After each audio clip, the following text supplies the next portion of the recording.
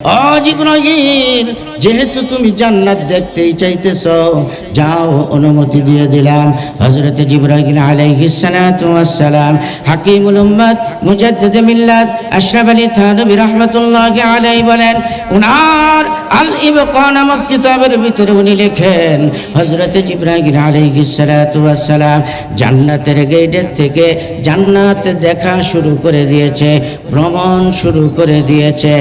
এক রাওয়ায়াতে আসছে 70 বছর, আর এক রাওয়ায়াতে আসছে 70,000 বছর। জোরে বলেন সুবহানাল্লাহ। 70,000 বছর এরকম বড় বড় 600 ডানা মেরে হযরত জিবরাইল উড়াল দিয়ে যখন জান্নাত দেখা শুরু করে দিয়েছে, 70,000 বছর যখন জান্নাতটা দেখলো, হযরত জিবরাইল ক্লান্ত হয়ে গেছে, পাখার জোড়াগুলো ব্যথা হয়ে গেছে।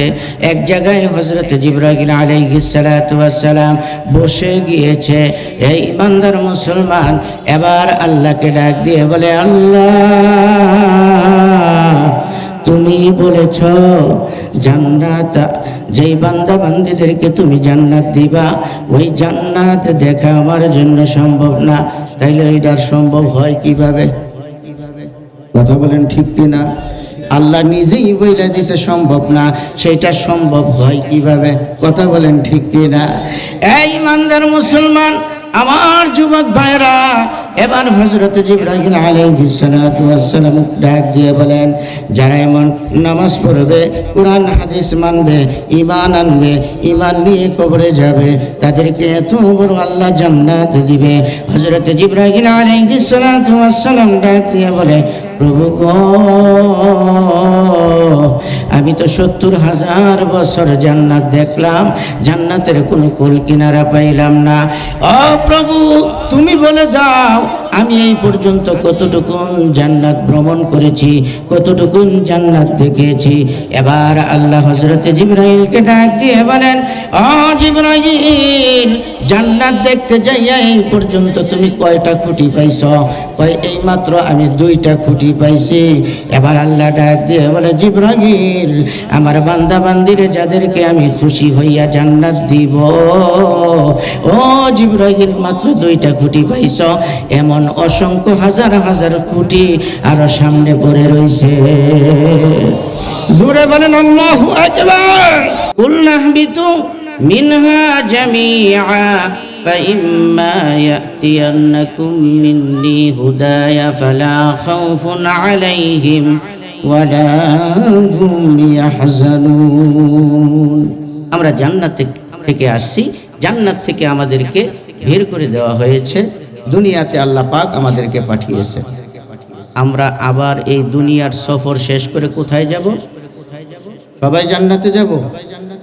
কে কে জান্নাতে যাইতে রাজি? একটু হাত তুলে আল্লাহরে দেখাই, নারে তাকবীর।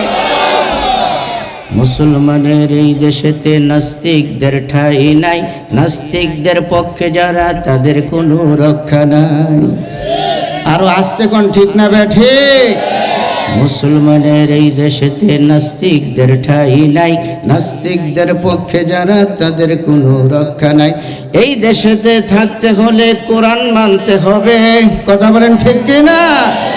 এই দেশেতে থাকতে হলে কোরআন মানতে হবে, কোরআন না মানলে তারা বিতাড়িত হবে। জোর কদমে সামনে চলো, ভদ্রকণ্ঠে আওয়াজ তোলো, সবাই মিলে একই সাথে দাও না স্লোগান, নারায়ে তাকবীর। আল্লাহু আকবার।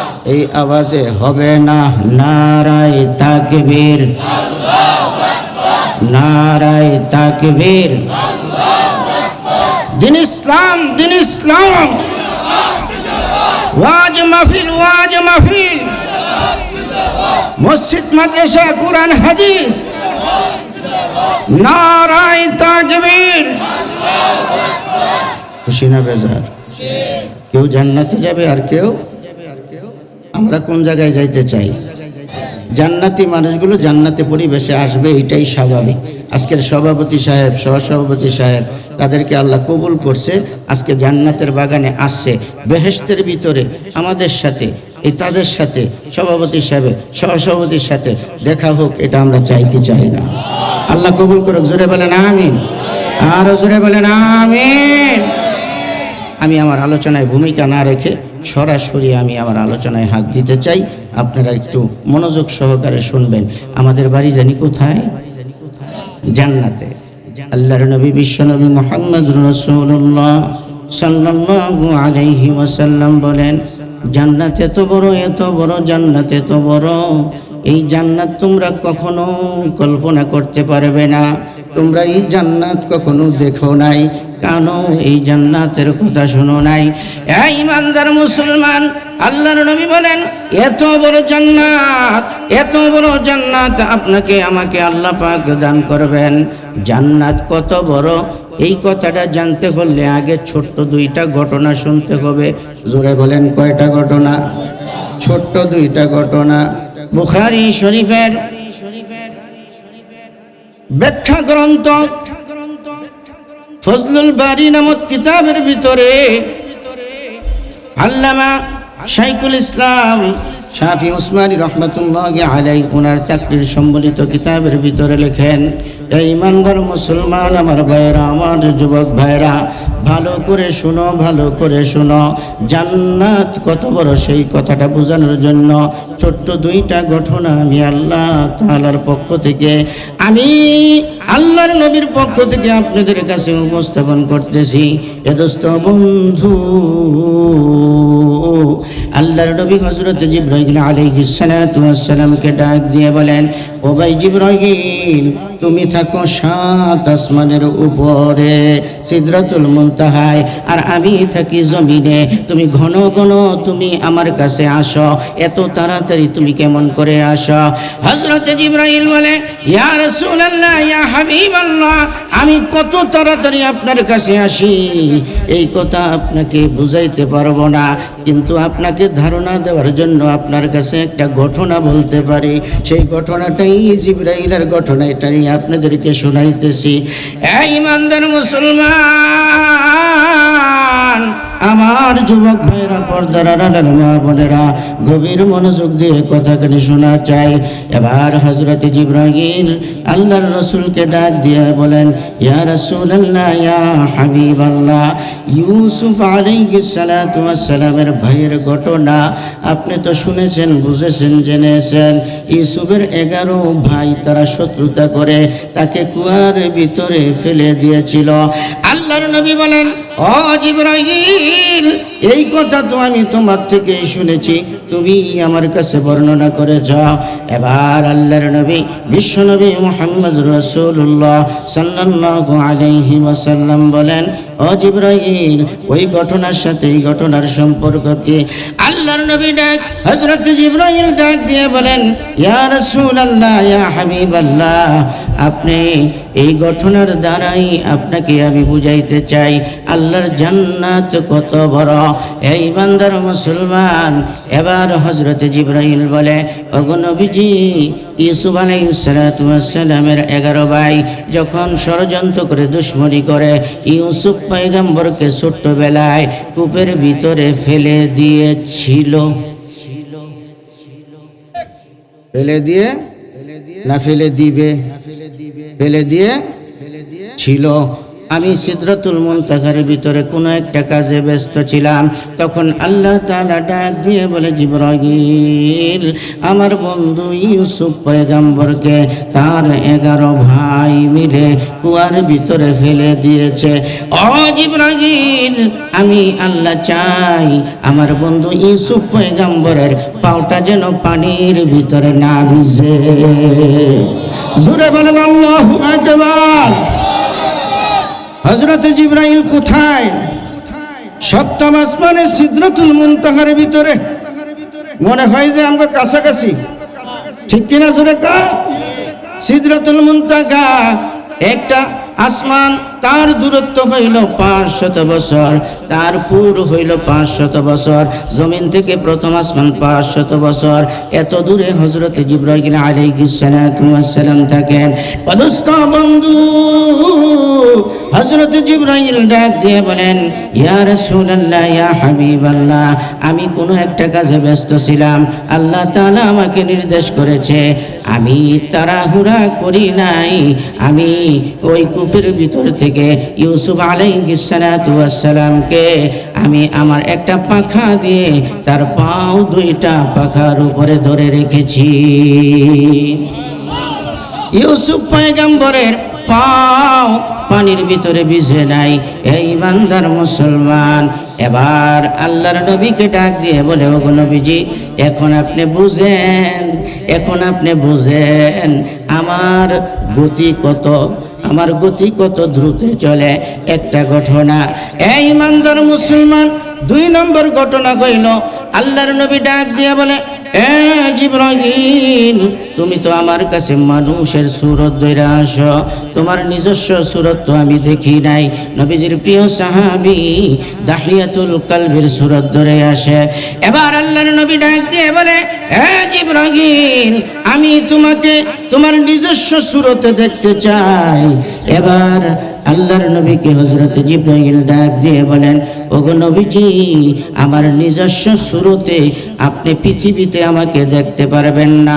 কেন রে জিবরাইল, আমি কেন দেখতে পারবো না? হযরত জিবরাইল বলে, ওগো নবীজি, এই ছোট্ট পৃথিবীতে আমি জিবরাইলকে রাখার মতো জায়গা, আমার বডিটা রাখার মতো জায়গা পৃথিবীতে না। জোরে বলেন আল্লাহু আকবার, আর চিৎকার মেরে বলেন আল্লাহু আকবার। এই ইমানদার মুসলমান, ওগো নবীজি, আমার বডিটা কত বড়, এইটা যদি আপনাকে একটু ধারণা দিতে যাই, তাইলে ছোট্ট একটা ঘটনা আপনাকে বলি। ওগো নবীজি, বুখারী শরীফের প্রথম পৃষ্ঠা হাসিয়ার ভিতরে একটা হাদিস। ও ইমানদার মুসলমান, ওই হাদিসের ভিতরে আল্লাহর নবী বলেন, ক্বালান নবী সাল্লাল্লাহু আলাইহি ওয়াসাল্লাম লাহু 600 জানাহিন। হযরত জিবরাইল আলাইহিস সালাতু ওয়াস সালামের 600 পাখা রয়েছে, 600 ডানা রয়েছে। এবার হযরত জিবরাইল বলে, ওগো নবীজি, একটু উপরের দিকে তাকান। আল্লাহর নবী উপরের দিকে তাকাইলেন, হযরত জিবরাইল চলে গেছে। কিছুক্ষণ পরে আসছেন, আয়েশা ডাক দিয়ে বলে, ওগো নবীজি, আপনি কি কিছু দেখছেননি? কয়, না, তেমন তো কিছু দেখি নাই।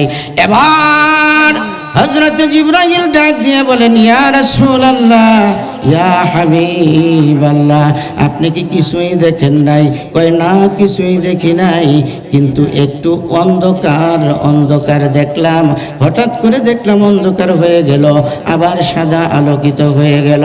হযরত জিবরাইল বলে, ওগো নবীজি, আপনি অন্ধকার দেখেন নাই, আপনি অন্ধকার দেখেন নাই। আল্লাহ পাক যে 600 ডানা পাখা আমাকে দিয়েছে, আমি মাত্র 600 ডানার থেকে একটা ডানা আসমানের নিচে বিছায়া রেখেছি।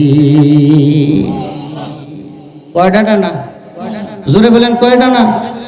এরকম কয় শত আছে? 600।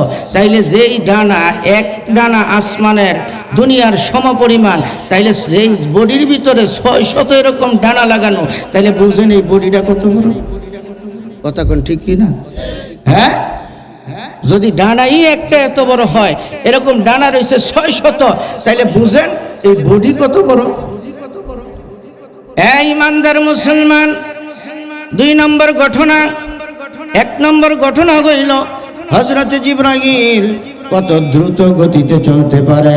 2 নম্বর ঘটনা হইল হযরত জিবরাইল কত বড়। এবার হযরত জিবরাইল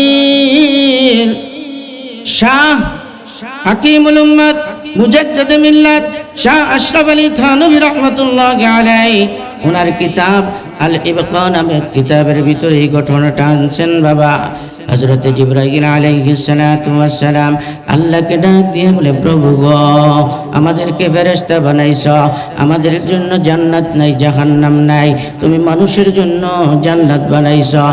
এ প্রভু, আমি ওই মানুষকে যেই জান্নাত তুমি দিবা এই জান্নাতটাই একটু দেখতে চাই।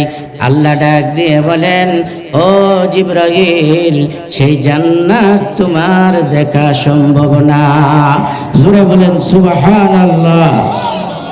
কেন গো প্রভু, ওই জান্নাত কেন আমি দেখতে পারবো না? আল্লাহ তাআলা ডাক দিয়ে বলে, জিবরাইল, এত বড় জান্নাত আমি বানাইছি, এই জান্নাত ঘুরে ঘুরে দেখে তুমি শেষ করতে পারবে না। সুবহানাল্লাহ বলে। তারপরেও যদি আপনি একটু অনুমতি দিতেন তাইলে আমি একটু জান্নাতটা ঘুরে দেখতাম। এবার আল্লাহ তাআলা ডাক দিয়ে বলে, তুমি যেহেতু আমার বান্দা বান্দীদের জন্য, যাদের জন্য জান্নাত বানাইছি, আজকে তো আরামের ঘর সাইরা, বাড়ি সাইরা, বিছানা সাইরা যারা মাটির ভিতরে বসে রয়েছেন তাদের জন্য এত বড় জান্নাত আল্লাহ তাআলা বানাইছে। ও জিবরাইল, যেহেতু তুমি জান্নাত দেখতেই চাইতেছ, যাও, অনুমতি দিয়ে দিলাম। হযরত জিবরাইল আলাইহিস সালাতু ওয়াস সালাম, হাকিমুল উম্মাত, মুজাদ্দিদ মিল্লাত, আশরাফ আলী থানভী রাহমাতুল্লাহি আলাইহি বলেন, উনার আল ইবকা নামক কিতাবের ভিতরে উনি লেখেন, হযরত জিবরাইল আলাইহিস সালাতু ওয়াস সালাম জান্নাতের গেটের থেকে জান্নাত দেখা শুরু করে দিয়েছে, ভ্রমণ শুরু করে দিয়েছে। এক রাওয়ায়াতে আসছে 70 বছর, আর এক রাওয়ায়াতে আসছে 70,000 বছর। জোরে বলেন সুবহানাল্লাহ। 70,000 বছর এরকম বড় বড় 600 ডানা মেরে হযরত জিবরাইল উড়াল দিয়ে যখন জান্নাত দেখা শুরু করে দিয়েছে, 70,000 বছর যখন জান্নাতটা দেখলো, হযরত জিবরাইল ক্লান্ত হয়ে গেছে, পাখার জোড়াগুলো ব্যথা হয়ে গেছে। এক জায়গায় হযরত জিবরাইল আলাইহিস সালাতু ওয়াস সালাম বসে গিয়েছে। এই ইমানদার মুসলমান এবার আল্লাহকে ডাক দিয়ে বলে, আল্লাহ, তুমি বলেছ জান্নাত, যেই বান্দা বান্দীদেরকে তুমি জান্নাত দিবা ওই জান্নাত দেখা আমার জন্য সম্ভব না, তাইলে এইটার সম্ভব হয় কিভাবে? কথা বলেন ঠিক কিনা? আল্লাহ নিজেই বইলা দিছে সম্ভব না, সেটা সম্ভব হয় কিভাবে? কথা বলেন ঠিক কিনা? এই ইমানদার মুসলমান, আমার যুবক ভাইরা, এবার হযরত জিবরাইল আলাইহিস সালাতু ওয়াস সালাম ডাক দিয়ে বলেন, যারা এমন নামাজ পড়বে, কোরআন হাদিস মানবে, ঈমান আনবে, ঈমান নিয়ে কবরে যাবে, তাদেরকে এত বড় আল্লাহ জান্নাত দিবে। হযরত জিবরাইল আলাইহিস সালাতু ওয়াস সালাম ডাক দিয়ে বলে, প্রভু গো, আমি তো 70,000 বছর জান্নাত দেখলাম, জান্নাতের কোনো কুল কিনারা পাইলাম না। ও প্রভু, তুমি বলে দাও, আমি এই পর্যন্ত কতটুকুন জান্নাত ভ্রমণ করেছি, কতটুকুন জান্নাত দেখেছি। এবার আল্লাহ হযরত জিবরাইলকে ডাক দিয়ে বলেন, ও জিবরাইল, জান্নাত দেখতে যাইয়া এই পর্যন্ত তুমি কয়টা খুঁটি পাইছ?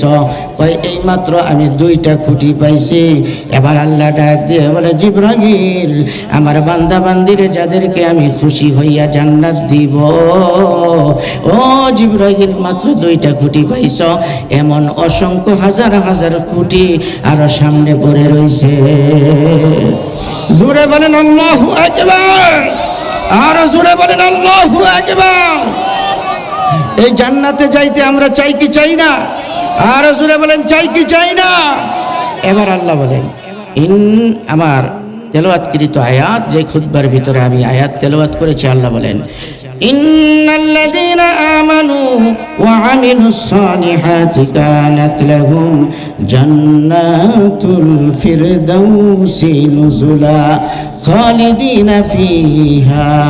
এই ইমানদার মুসলমান, আল্লাহ রাব্বুল আলামিন ডাক দিয়ে বলেন, নিশ্চয়ই নিশ্চয়ই, তাকিদ দিছে, নুনে তাকিদ দিয়ে আল্লাহ তাআলা বলেন, নিশ্চয়ই নিশ্চয়ই, ইন্নাল্লাযীনা আমানু, যারা ঈমান এনেছে, ওয়া আমিলুস সালিহাত, নেক আমল করেছে, কানাত লাহুম জান্নাতুল ফিরদাউসি নুজুলা, তাদের জন্য আমি আল্লাহ পাক জান্নাতুল ফিরদাউস, এত বড় জান্নাত রেখে দিয়েছি। জোরে বলেন সুবহানাল্লাহ, আর জোরে বলেন আলহামদুলিল্লাহ। ওই জান্নাতে আমরা যাইতে চাই কি চাই না? আল্লাহ কবুল করুক, জোরে বলেন আমিন।